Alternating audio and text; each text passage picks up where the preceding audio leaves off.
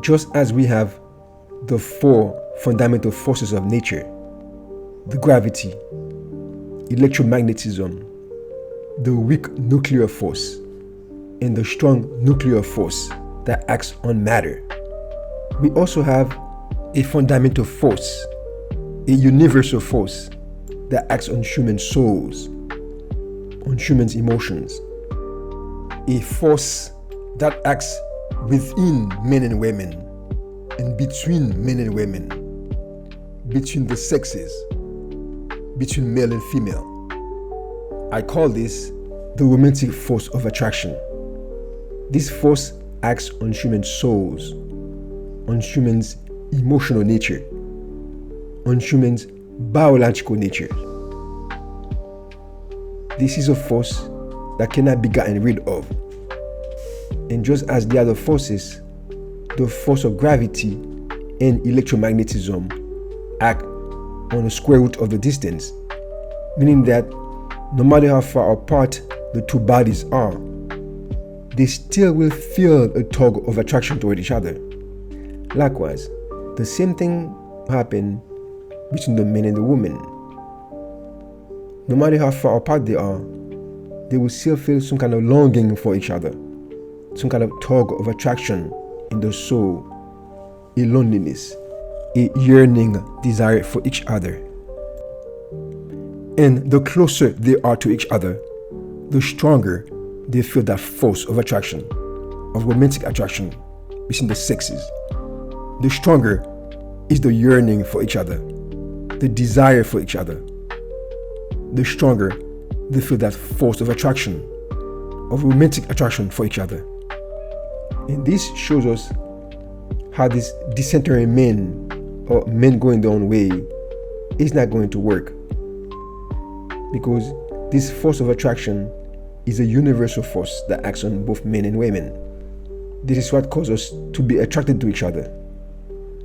And so, because that universal force, that fundamental force, has always existed and will forever be, therefore, men and women have always been attracted to each other, are attracted to each other, and will forever be attracted to each other. It will never change.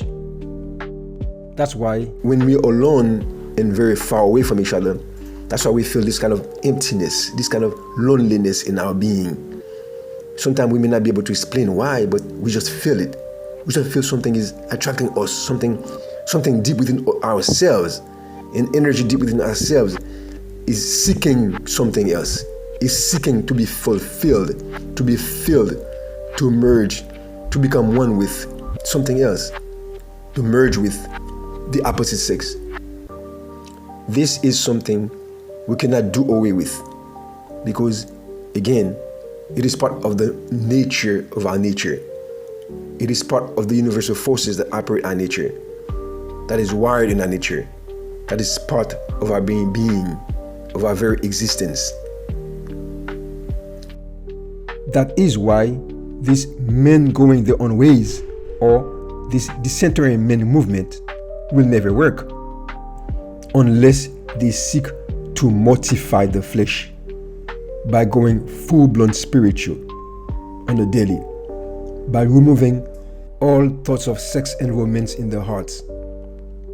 But we know that the tree is known by its fruits, and just by looking at the behaviors, we can clearly see that that's not what they're doing. That's not what they really want.